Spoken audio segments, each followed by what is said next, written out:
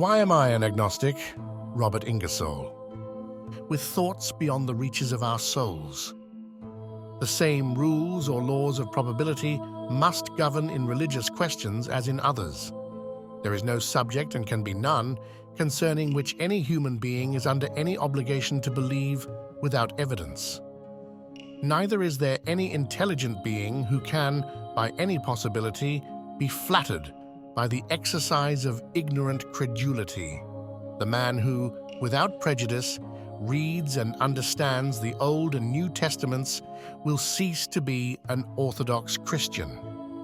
The intelligent man who investigates the religion of any country without fear and without prejudice will not and cannot be a believer.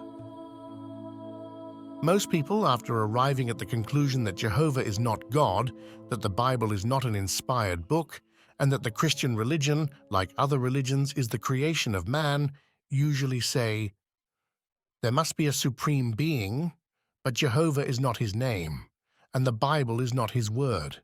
There must be somewhere an overruling providence or power.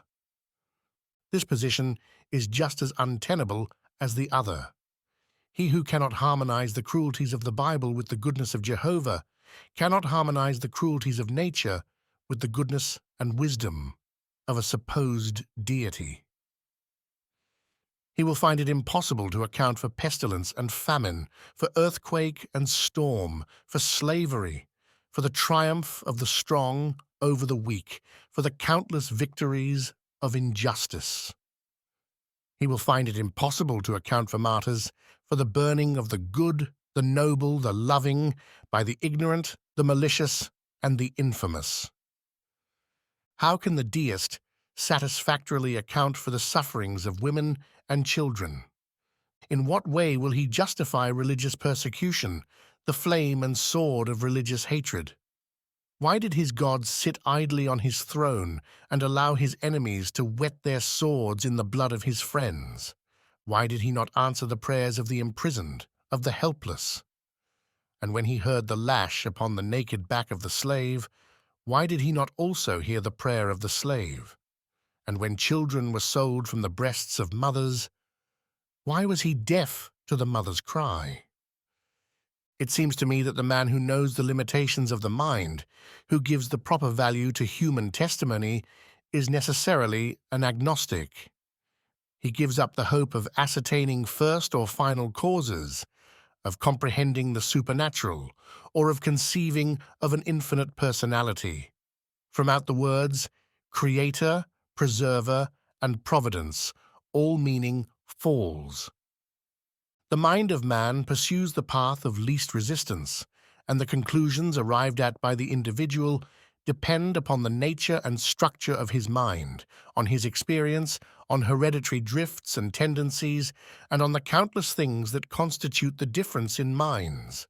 One man, finding himself in the midst of mysterious phenomena, comes to the conclusion that all is the result of design, that back of all things is an infinite personality, that is to say, an infinite man, and he accounts for all that is by simply saying that the universe was created and set in motion by this infinite personality, and that it is miraculously and supernaturally governed and preserved. This man sees with perfect clearness that matter could not create itself, and therefore he imagines a creator of matter. He is perfectly satisfied that there is design in the world, and that consequently there must have been a designer. It does not occur to him that it is necessary to account for the existence of an infinite personality. He is perfectly certain that there can be no design without a designer, and he is equally certain that there can be a designer who was not designed. The absurdity becomes so great that it takes the place of a demonstration. He takes it for granted that matter was created and that its creator was not.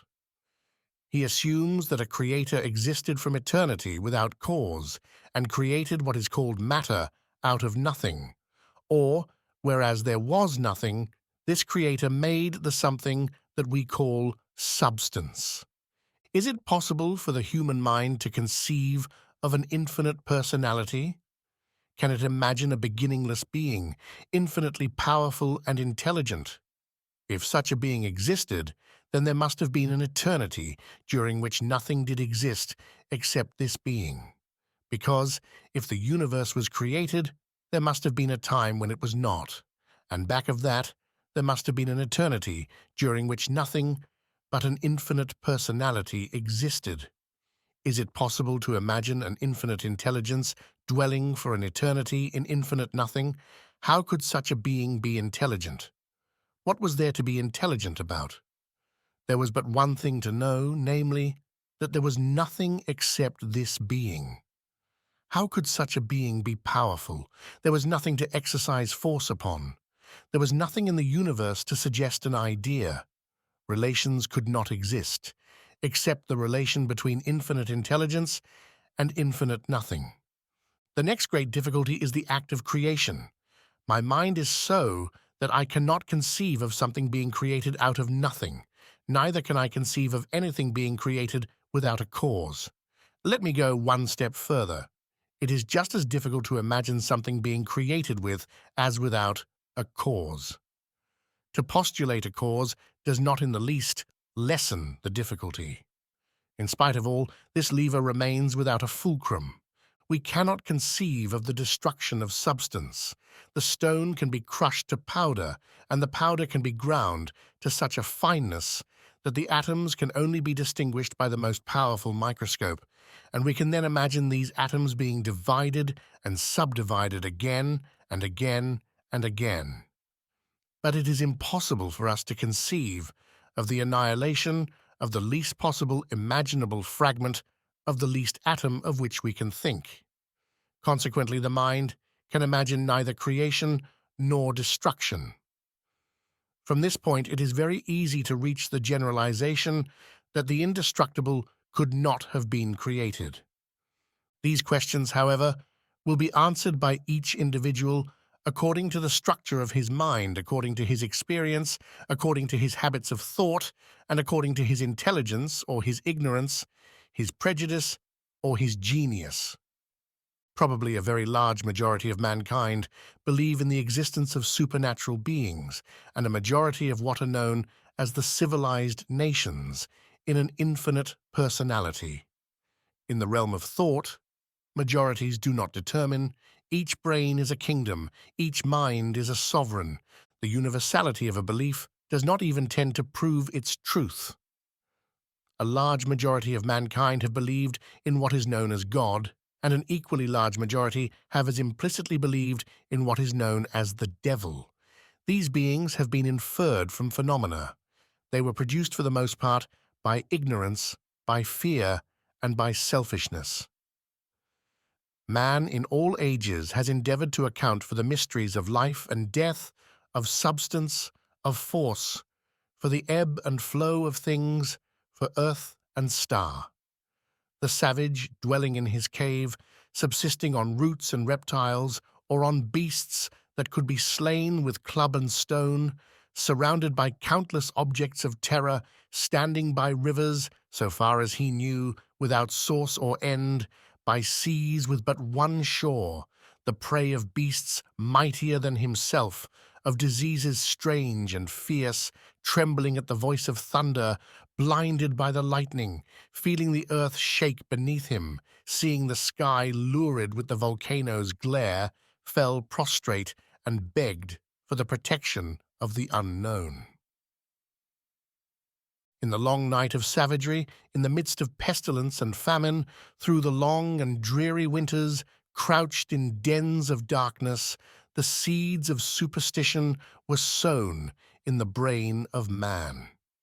The savage believed, and thoroughly believed, that everything happened in reference to him, that he, by his actions, could excite the anger or by his worship placate the wrath of the unseen. He resorted to flattery and prayer. To the best of his ability he put in stone, or rudely carved in wood, his idea of this god. For this idol he built a hut, a hovel, and at last a cathedral. Before these images he bowed, and at these shrines whereon he lavished his wealth, he sought protection for himself and for the ones he loved.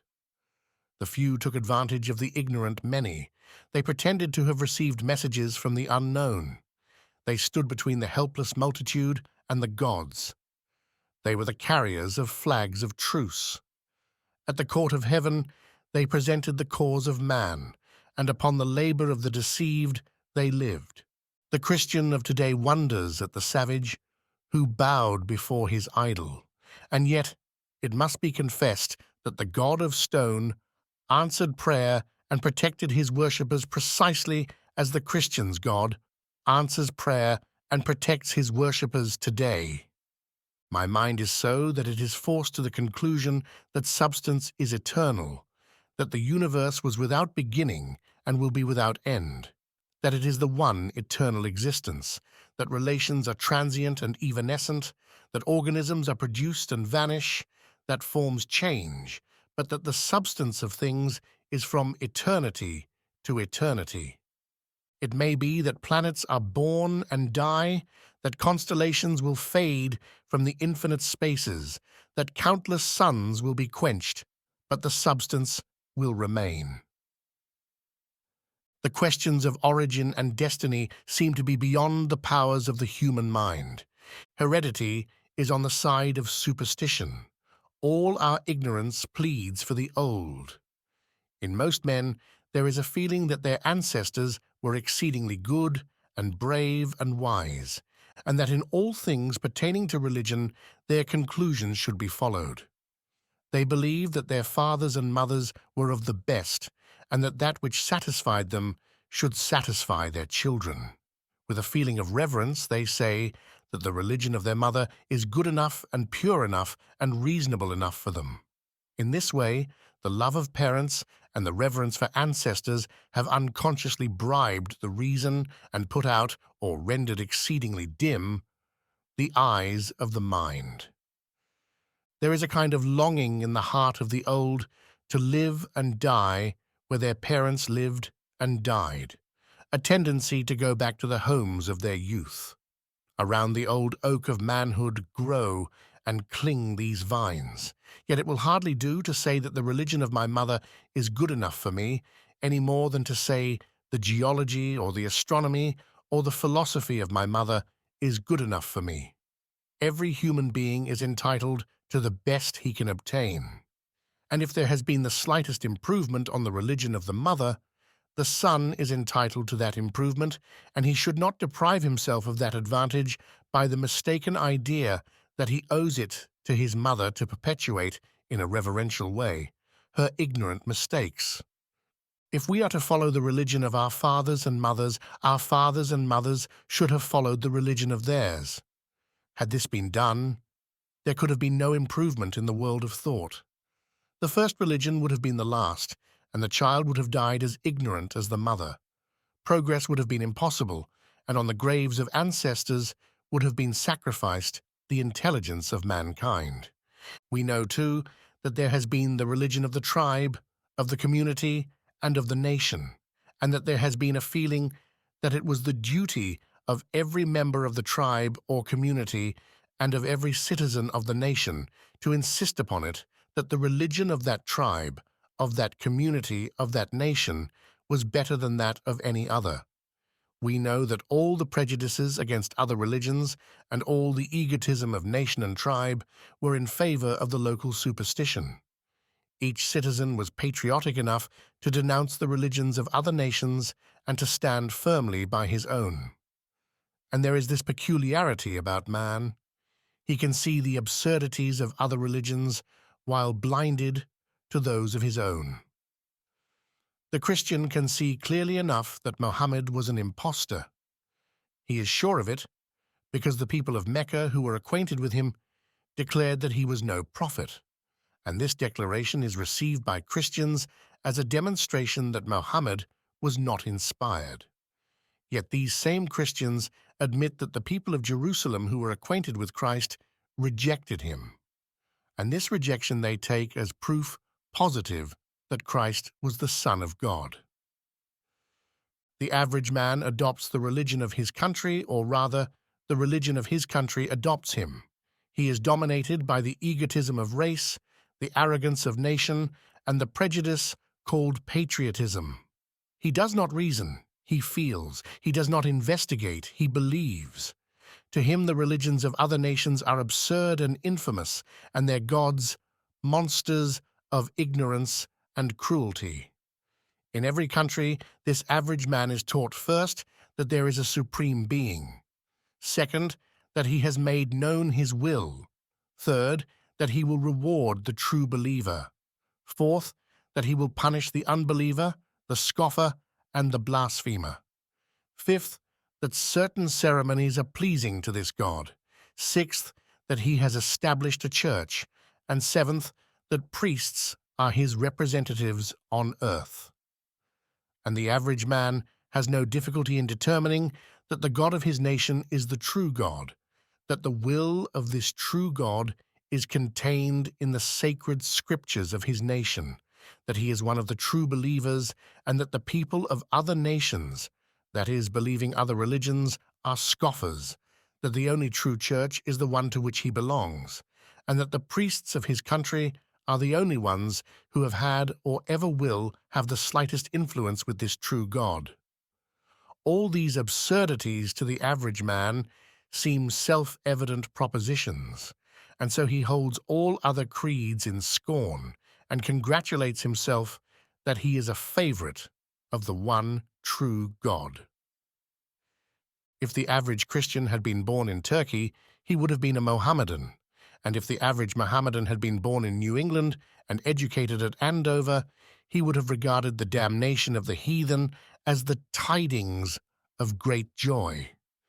Nations have eccentricities, peculiarities, and hallucinations, and these find expression in their laws, customs, ceremonies, morals, and religions.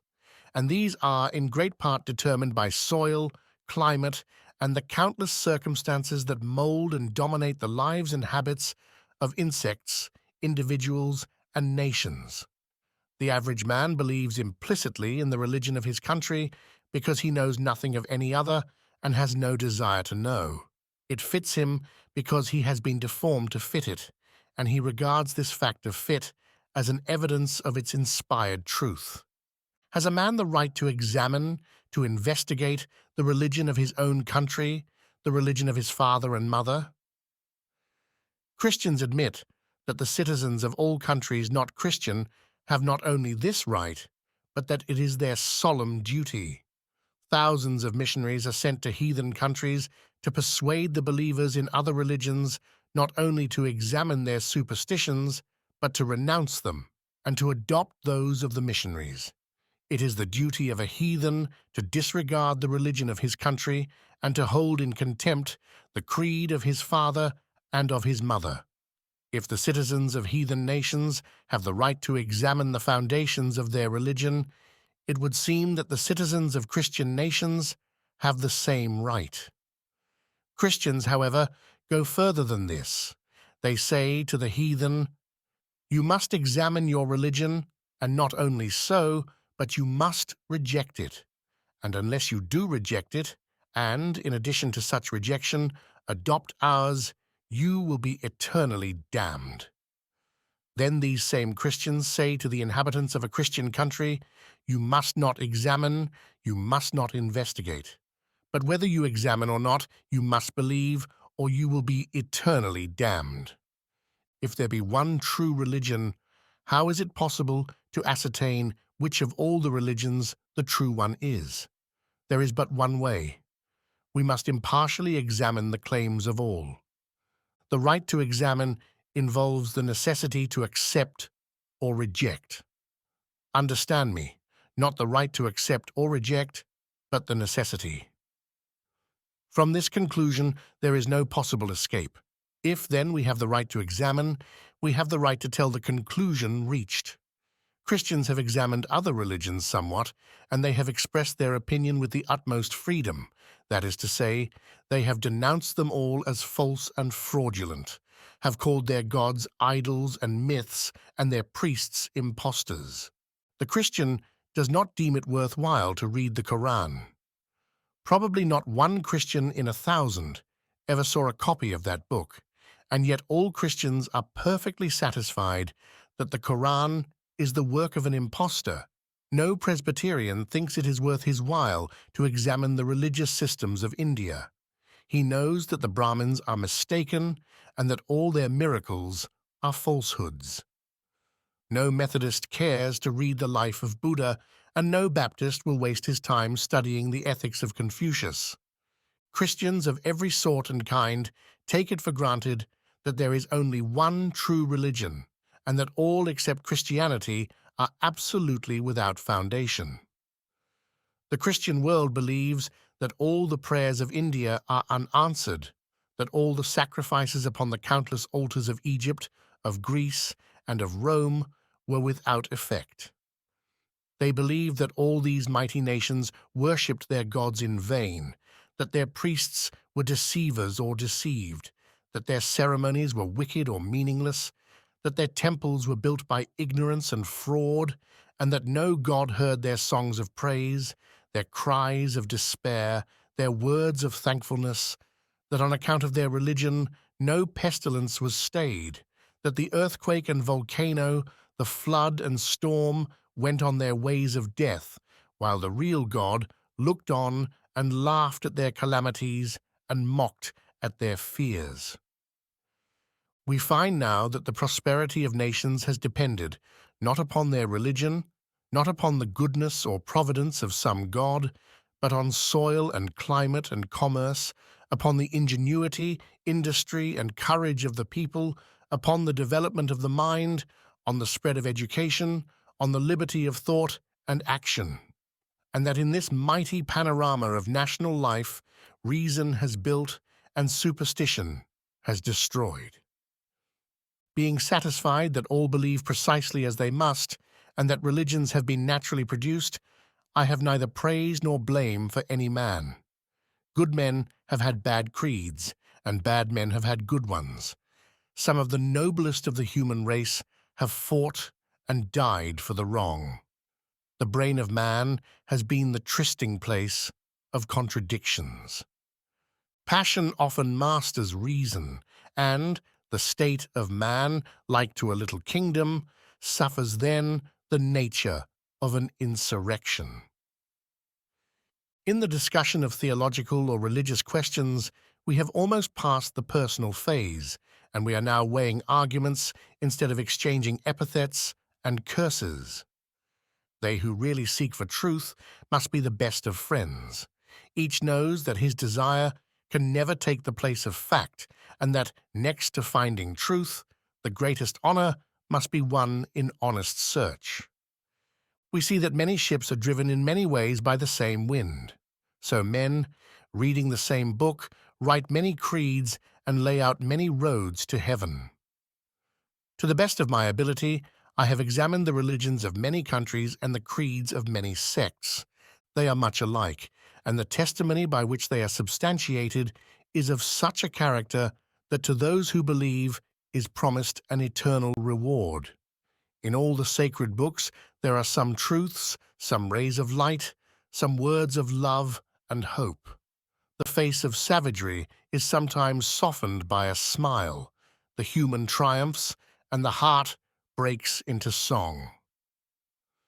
But in these books are also found the words of fear and hate, and from their pages crawl serpents that coil and hiss in all the paths of men. For my part, I prefer the books that inspiration has not claimed. Such is the nature of my brain that Shakespeare gives me greater joy than all the prophets of the ancient world. There are thoughts that satisfy the hunger of the mind. I am convinced that Humboldt knew more of geology than the author of Genesis, that Darwin was a greater naturalist than he who told the story of the flood, that Laplace was better acquainted with the habits of the sun and moon than Joshua could have been, and that Haeckel, Huxley, and Tyndall know more about the earth and stars, about the history of man, the philosophy of life, more that is of use 10,000 times than all the writers of the sacred books. I believe in the religion of reason, the gospel of this world, in the development of the mind, in the accumulation of intellectual wealth, to the end that man may free himself from superstitious fear, to the end that he may take advantage of the forces of nature to feed and clothe the world.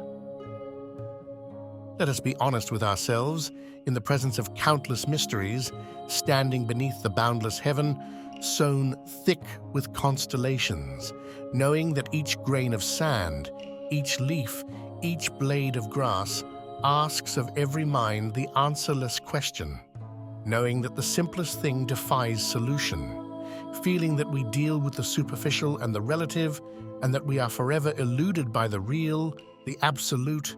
Let us admit the limitations of our minds, and let us have the courage and the candor to say, we do not know.